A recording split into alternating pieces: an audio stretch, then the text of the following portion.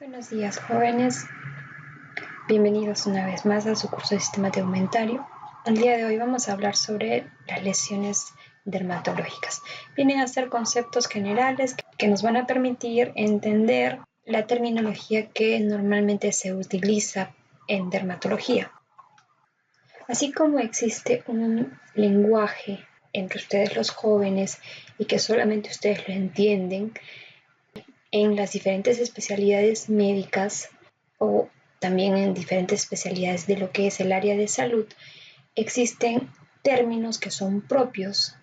Entonces, esos términos empleados, en especial acá en dermatología, hacen referencia a la apariencia general que tienen las lesiones en la piel, independientemente de su etiología o de su fisiopatología. Es simplemente describir el aspecto. De modo que muchas enfermedades pueden tener el mismo aspecto, pero ser totalmente diferentes en cuanto a su etiología, a sus manifestaciones microscópicas, a su tratamiento y evolución. Entonces es necesario que ustedes aprendan y empiecen a utilizar este tipo de términos para que cuando ustedes tengan que hacer una referencia o una consulta de algún paciente con alguna lesión dermatológica, el dermatólogo claramente entienda de qué es lo que ustedes han apreciado, porque estas lesiones varían mucho con el tiempo. No necesariamente el especialista va a ver la lesión tal y como inició. Entonces para eso es importante una buena descripción. En general, las lesiones desde el punto de vista clínico se dividen en primarias y secundarias. Las primarias son aquellas que se dan en una piel que hasta ese momento era absolutamente normal, y las secundarias vienen a ser una complicación o parte de la evolución de las lesiones primarias. Existe el término que se emplea también comúnmente en dermatología, que es el de erupción cutánea. También lo describen como rash o como exantema. Viene a ser un eritema de aparición reciente y que se extiende en todo el tegumento. Por lo general es de origen viral o de origen tóxico y muchas de las veces viene precedido o acompañado de fiebre. Estas erupciones cutáneas o rash vienen a ser una colección de lesiones básicamente primarias y pueden distribuirse de dos formas, o sea, pueden tener dos formas de presentación: una monomorfa en que todas las lesiones sean iguales y una polimorfa en la que las lesiones sean diferentes, de modo que en un mismo segmento de piel yo puedo encontrar una pápula y una pústula. Son lesiones diferentes, pero forman parte de una misma enfermedad. Y el término enantema se utiliza para describir esta erupción, pero a nivel de la mucosa de alguna cavidad natural, como por ejemplo la mucosa oral o rectal. Acá tenemos un ejemplo de lo que sería una lesión de tipo monomorfa. Ustedes ven que todas estas lesiones son exactamente iguales y son los llamados comedones, que ya los hemos visto cuando hablábamos de acné. Y es un tipo de acné, el acné comedosiano. En el caso de la varicela, que es una infección por un virus, se caracteriza por un rash asociado con fiebre, pero acá lo que vamos a tener es diferentes tipos lesionales. Por ejemplo, en algunas zonas vamos a encontrar pápulas, podemos encontrar vesículas y podemos encontrar lesiones de tipo costroso. Pero lo importante es que en la misma piel, en un mismo momento, yo voy a encontrar lesiones totalmente diferentes, pero todas forman parte de la misma enfermedad, en este caso la varicela. Las lesiones primarias habíamos dicho que son aquellas que se presentan en la piel que hasta ese momento era normal. Ese tipo de lesiones todavía pueden clasificarse de acuerdo a alguna característica, como por ejemplo, si las lesiones no hacen relieve sobre la piel, esas van a ser lesiones planas y sólidas. Y dentro de ellas tenemos a la mácula. La mácula es una lesión plana, circunscrita, como la ven acá, que suele ser hiperpigmentada, o sea, de mayor coloración, o puede ser también hipopigmentada. ¿Cuánto debe medir? Menos de 1 centímetro de diámetro. puede tener otros colores, puede ser rosada, puede ser violeta. Ejemplo de esto, las llamadas pecas, cuyo nombre real es el de efélides. Estas pecas o efélides suelen predominar en la cara y en el dorso de la nariz. Se ve más en personas de tez blanca, sobre todo en aquellos que son pelirrojos. También es una lesión plana, bien circunscrita. Puede ser hipopigmentada, puede ser hiperpigmentada o puede ser de otros colores como azul o violeta, pero mide más de 1 centímetro y es lo que vemos acá. Un ejemplo de lesiones tipo parches es el vitiligo. Son lesiones de más de 1 centímetro, hipocrómicas, que suelen ser simétricas, bilaterales, y que se deben a un problema de predisposición genética asociada a una reacción del sistema inmune ante un factor desencadenante. Ese factor desencadenante puede ser el estrés, pueden ser cambios hormonales, quemaduras, heridas, entre otros. Otras lesiones aplanadas y de más de 1 centímetro son estas que vemos acá, que se llaman manchas café con leche. Son hiperpigmentadas desde nacimiento y se pueden asociar a otras enfermedades, como por ejemplo la neurofibromatosis. Esta que ya la conocen, la melanosis dérmica, o también más conocida como la mancha mongólica, que es una mancha de coloración azul pizarra, azul verdosa, grisácea, y que mide más de 1 centímetro, pero no hace relieve sobre la piel. Entonces, esas dos lesiones son no palpables. ¿Qué quiere decir esto? Que yo palpo la piel y no voy a notar un cambio o una sobresaliencia a nivel de la piel. El punto de corte va a estar a nivel de 1 centímetro. Menos de 1 centímetro se llama mácula. Más de 1 centímetro se llama parche. O también le dicen manchas. Podemos también tener lesiones sólidas, pero estas elevadas. Y dentro de ellas tenemos a la pápula. La pápula es una lesión elevada, circunscrita, que mide menos de 1 centímetro. Esta elevación puede ser debida a un incremento en el grosor de la epidermis o a que se ha depositado algo dentro de la dermis.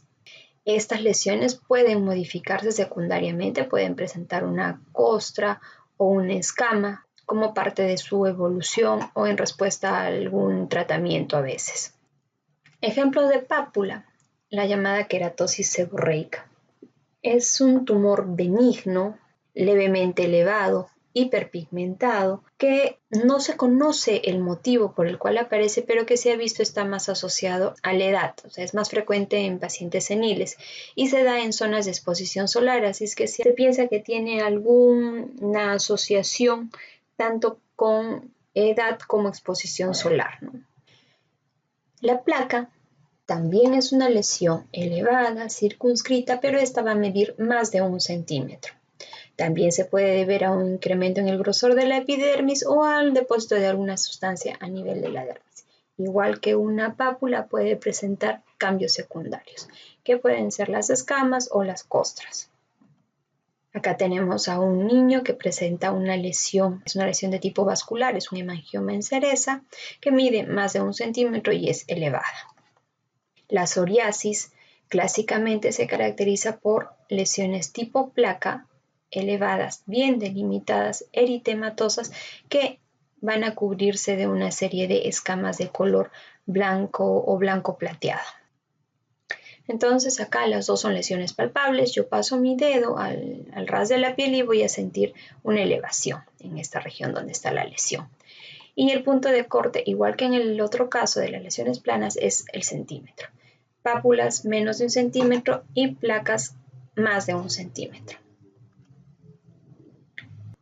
Un abón, o también conocido como roncha, es una lesión eritematosa, urticariana, pruriginosa, puede ser de tipo placa o puede ser de tipo pápula, que a menudo presenta una zona central más clara, más blanquecina, como lo que se ve acá. Evolucionan rápidamente y suelen desaparecer en menos de 24 horas.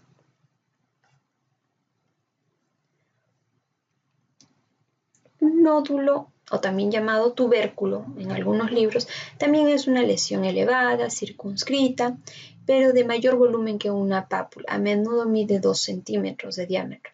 ¿Cuál es la diferencia acá? Que acá el compromiso es a nivel dérmico y llega a comprometer la subdermis y a sobreelevar la epidermis. O sea, acá no hay un problema a nivel de la epidermis, es un problema a nivel dérmico. Ejemplo clásico son los nódulos reumatoides, que se ve como parte de la artritis reumatoide. La artritis reumatoide clásicamente compromete las articulaciones, pero también puede tener una manifestación extraarticular, como son estas, precisamente los nódulos a nivel de piel, pero esos nódulos también pueden estar presentes en otros órganos, como por ejemplo pulmón.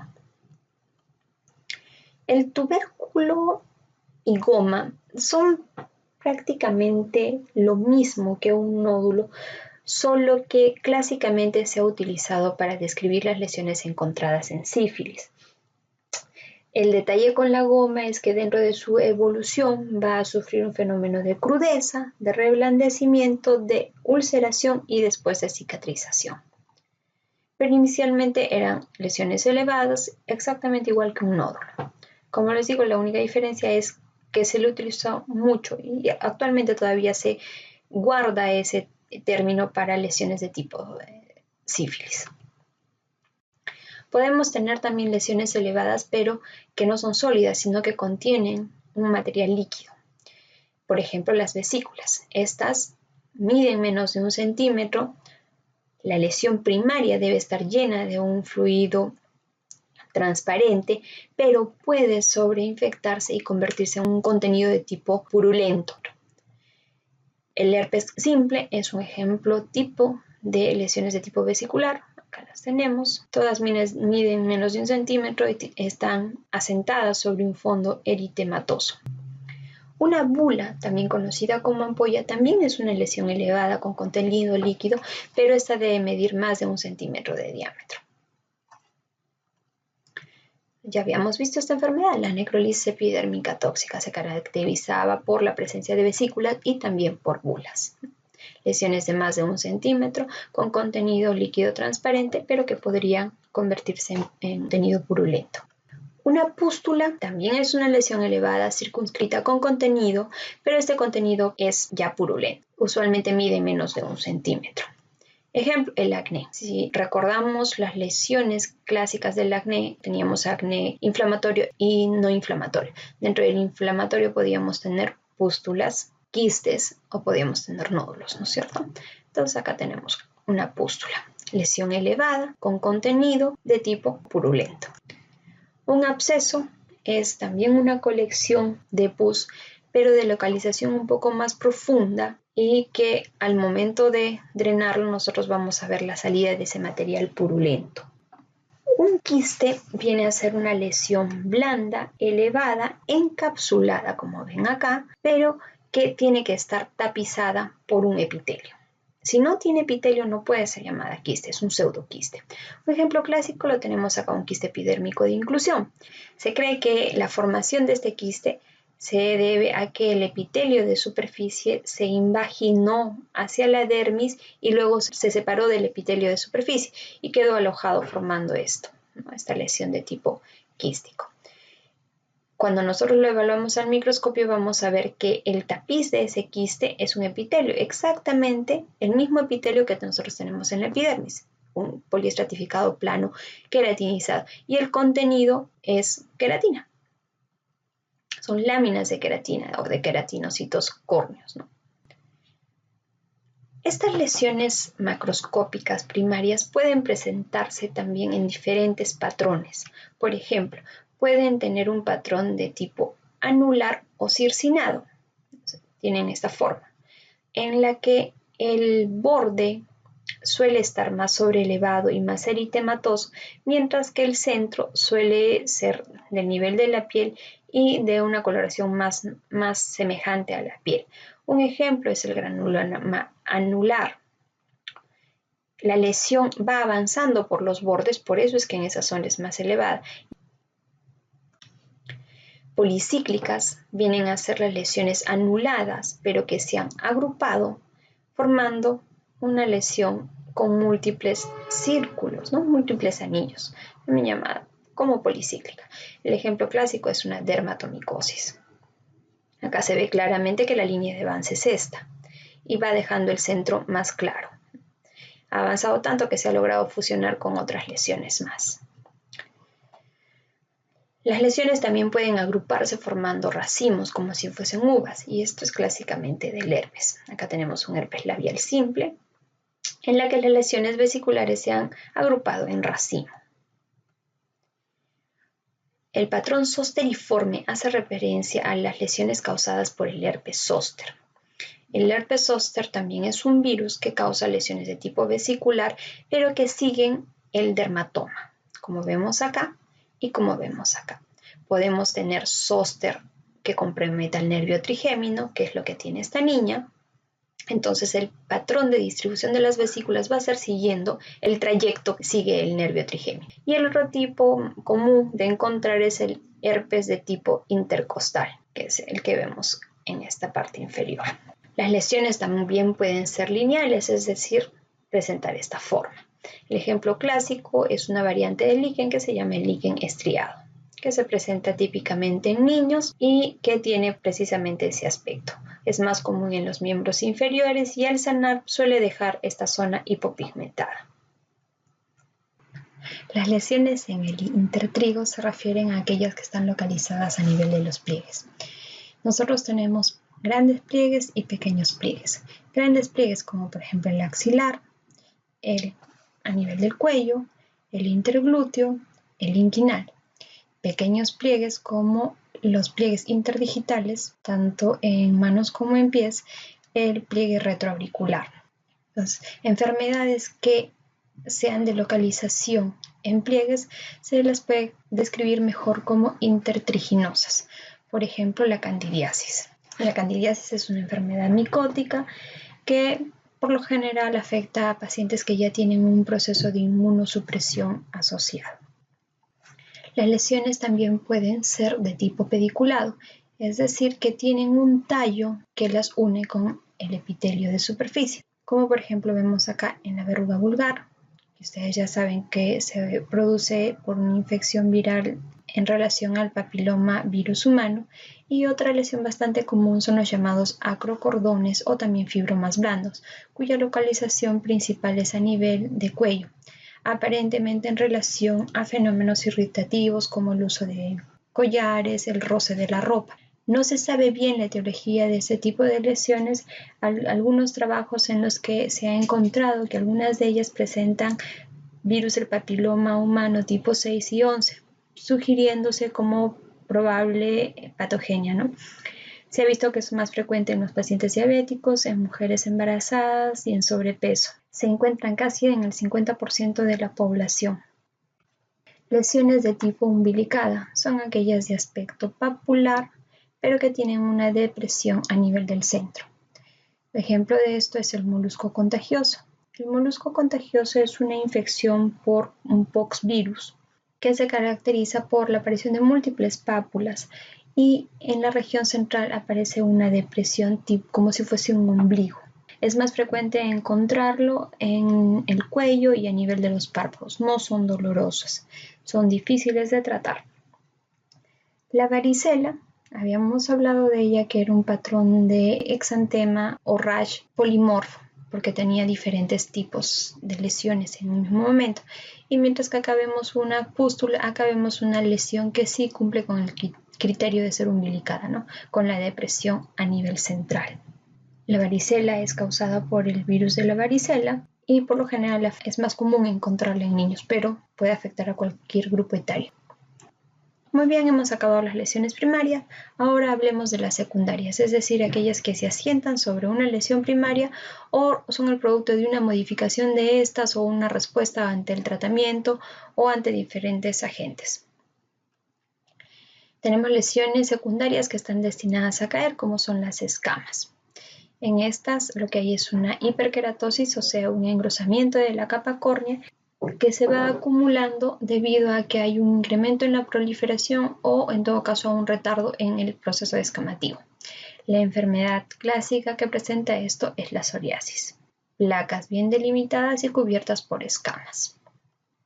Las costras se deben a una mezcla de pus, sangre o suero que se han deshidratado, se han desecado en la superficie cutánea. Dentro de esta costra pueden estar incluidas algunas bacterias, como por ejemplo el estafilococo. Lo que vemos en este niño es una costra denominada como mielicérica porque tiene como el color de la miel y es clásico del impetio. Lesiones secundarias que pueden ser estables o también llamadas residuales, por ejemplo la atrofia. La atrofia epidérmica es el adelgazamiento de la epidermis, lo cual hace que nosotros palpemos la lesión como deprimida y ese adelgazamiento va a hacer más visible los vasos. La atrofia puede ser o por un adelgazamiento epidérmico o también puede deberse a una atrofia a nivel dérmico e incluso podría tener compromiso el tejido celular subcutáneo. Mientras más profundo sea el compromiso, más deprimida va a ser la lesión. La liquenificación es el engrosamiento de la epidermis, no solo del estrato córneo como ocurre en la hiperkeratosis, acá es de toda la epidermis. Lo que hace esta liquenificación es acentuar el patrón de líneas naturales que tiene nuestra piel y suele ser el resultado del rascado. Entonces va a ser común encontrarlo en lesiones que sean pruriginosas. Otro tipo de lesiones son aquellas que es llamadas las soluciones de continuidad. Por ejemplo, la erosión viene a ser la pérdida parcial del epitelio del epidermis. Es lo que vemos acá. Mientras que la escoriación es la pérdida parcial de la epidermis, o sea, de las capas del epitelio, pero debido a una injuria exógena. Por ejemplo, acá la paciente se cayó arrodillada y eso escorió su piel. La úlcera ya es un compromiso más profundo. Tiene que haberse perdido todo el epitelio. Puede o no ir asociado con pérdida de la dermis o del tejido celular subcutáneo, pero tiene que estar toda la epidermis perdida. Y es lo que veíamos en las úlceras de presión. Acá tenemos otra vez, es una úlcera en un diabético. Una fisura, que lo vemos acá en el esquema, viene a ser una solución de continuidad lineal o una hendidura o un surco que aparece a nivel de la piel. Son bastante dolorosas y se deben básicamente por la sequedad que ocurre en una piel bastante engrosada, con pérdida de elasticidad. Existen otras características de las lesiones cutáneas que nos pueden ayudar mucho para el diagnóstico clínico. Una de ellas es el color. Denominamos eritema a aquellas lesiones que son de color roja a rosada, algo marrones también, dependiendo del tipo cutáneo del que estemos hablando.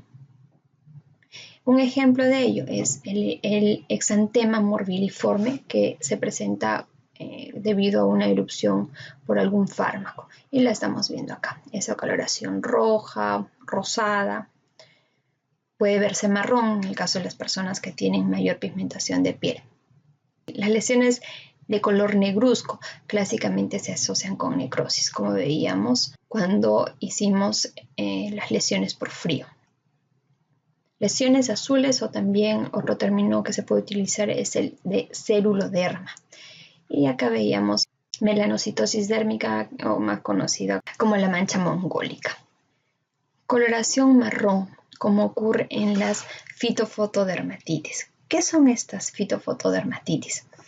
Estas son erupciones inflamatorias en la piel como consecuencia del contacto de la piel con sustancias botánicas que son sensibles a la radiación solar.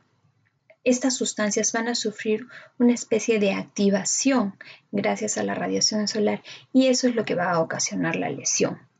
La lesión suele iniciarse dentro de las 24 horas de la exposición y alcanza su máxima expresión en más o menos a las 72 horas. O sea, una planta que clásicamente puede hacer esto es el limón. Por ejemplo, en esta paciente agarró zumo de limón y luego tocó la pierna de su hijita. Y esta nena se expuso al sol y eso generó estas lesiones hiperpigmentadas, ¿no? La coloración gris o azulada se puede ver en enfermedades como la argiria. La argiria es una enfermedad producida por la exposición prolongada a la plata en la forma de sales, que antes se utilizaba como parte de un tratamiento. Requiere del consumo durante muchos años y no solamente va a venir a colorear la piel, sino también algunos órganos. Este es un pacientito, así era de joven, durante muchos años consumió sales de plata y al final terminó su piel con esta coloración. Se le conoce como el síndrome de Papá Pitufo. Lesiones purpúricas o violáceas son aquellas que tienen precisamente esa coloración, púrpura o medio violácea, y es clásica de una enfermedad denominada la púrpura trombocitopénica idiopática. Es una enfermedad hemorrágica autoinmune en la que hay una destrucción prematura de las plaquetas debido a que se unieron a un anticuerpo. Macroscópicamente se expresan de esa manera, lesiones que son palpables y de coloración purpúrica. Lesiones blanquecinas, como lo que se aprecia en la calcinosis cutis, que es lo que vemos acá en la piel de este paciente, un punteado medio blanquecino. La calcinosis cutis o calcinosis cutánea viene a ser el depósito de calcio en la piel o en el tejido celular subcutáneo. Está asociado a múltiples enfermedades. Por ejemplo, ahí de ese paciente se trata de una esclerosis sistémica. La coloración verdosa se asocia por lo general a infecciones con pseudomonas. Por ejemplo, acá tenemos una destrucción de la uña, de la placa unguial, debido a una infección con pseudomonas. También se puede ver esto en hongos. Lesiones de color anaranjada, rojiza o también llamada salmón. El ejemplo clásico acá es la pityriasis rubra pilaris, que es un trastorno crónico raro que causa hiperkeratosis amarillenta en las palmas y plantas y pápulas de patrón folicular rojizas que se van a ir uniendo, van a formar después placas que van a empezar a descamar y estas placas son de color rojo anaranjado. Se desconoce realmente la causa de esta enfermedad. La coloración amarilla se puede ver en los antelasmas. Los antelasmas vienen a ser depósitos de grasa y colesterol que aparecen en los párpados. Tanto el superior como el inferior puede ser de manera bilateral y es más frecuente en el ángulo interno de estos párpados. Se asocia a trastornos metabólicos, se lo suele ver más en pacientes con hipercolesterolemia, con diabetes, con cirrosis, pero también se ha visto casos en los que no tienen ninguna asociación con trastornos metabólicos. Así como existen lesiones elementales macroscópicas, también existen lesiones microscópicas que son elementales y cuyos conceptos son necesarios conocer para poder entender o interpretar bien lo que el patólogo en algún momento va a informar en las lesiones cutáneas. El término hiperkeratosis hace referencia al engrosamiento de la capa córnea. Esta hiperkeratosis puede ser de dos tipos: ortokeratosis, que es el engrosamiento sin mayor asociación, solamente engrosamiento del estrato córneo, y la parakeratosis, que es el engrosamiento del estrato córneo, pero en el que han quedado retenidos los núcleos de los queratinocitos. Recuerden que el estrato córneo, lo lógico era encontrar ausencia de núcleos en los corneocitos. En este caso, persisten los núcleos. Las dos, tanto la ortokeratosis como parakeratosis, traducen un incremento en la proliferación de los queratinocitos. ¿Cómo me puedo acordar yo de la parakeratosis? ¿Para qué? Para que hay núcleos en el estrato córneo. Parakeratosis es clásica de encontrar en la psoriasis. La esponjiosis viene a ser el edema intercelular que se da a nivel de la epidermis. Ese edema lo que va a provocar es una separación entre queratinocitos, permitiendo ver las uniones entre ellos, o sea, los desmosomas, que se ven como unas espinas. Este edema puede ir incrementando, acumulándose y llegar a formar vesículas y posteriormente ampollas. Clásicamente se la ve en las dermatitis alérgicas de contacto. Acantosis es el engrosamiento de la epidermis, pero a predominio del estrato espinoso. También se debe a un incremento de la proliferación de los queratinocitos y es en realidad una hiperplasia. La acantolisis viene a ser la pérdida de adhesión intercelular entre los queratinocitos, de modo que se van a separar y van a conllevar a la formación de vesículas y también de ampollas. Estas ampollas van a tener diferentes localizaciones dependiendo del componente que esté comprometido. En el caso de las acantolisis, por lo general se debe a una lesión de tipo autoinmune contra los componentes de los desmosomas. La papilomatosis viene a ser la elevación de la superficie epidérmica causada por una hiperplasia, pero ya no de la epidermis, sino es una hiperplasia a nivel de las papilas dérmicas. Estas papilas dérmicas han crecido tanto que han provocado ese aspecto como en puntas que va a tener la superficie de la piel y se ve con frecuencia en las verrugas y son las que le dan ese aspecto como a coliflor, esa superficie rugosa y irregular que presentan estas lesiones. Hay múltiples signos empleados en el diagnóstico dermatológico. Vamos a aprender dos. Uno de ellos es el fenómeno isomórfico de Koebner, que es el que ven acá. ¿Qué quiere decir este fenómeno isomórfico de Koebner? Es la reproducción o la aparición de lesiones exactamente iguales a las lesiones que tiene el paciente por su enfermedad de fondo que siguen el patrón del estrés que las causó. Por ejemplo, esta persona se arañó y las lesiones aparecen después de ese rascado siguiendo ese patrón lineal por donde pasaron las uñas. ¿En qué enfermedades clásicamente veo esto? En la psoriasis, el líquen plano, las verrugas y el vitiligo. Y el otro signo que ya lo habíamos visto, que es el de Nikolsky. En este signo yo ejerzo una presión tangencial sobre la piel, eso va a generar que se forme una ampolla y luego esa ampolla se cae. ¿Dónde la vemos? En el pénfigo, la vimos en la necrolisis epidérmica tóxica, también podemos encontrarla en el síndrome de la piel escaldada estafilocócica, que puede comprometer a niños o también a adultos. Bien, y con esto acabamos esta sesión. Es necesario que recuerden todos estos términos porque los vamos a aplicar en las siguientes sesiones, tanto en la teoría como en la práctica. Nos estamos viendo, jóvenes. Hasta luego.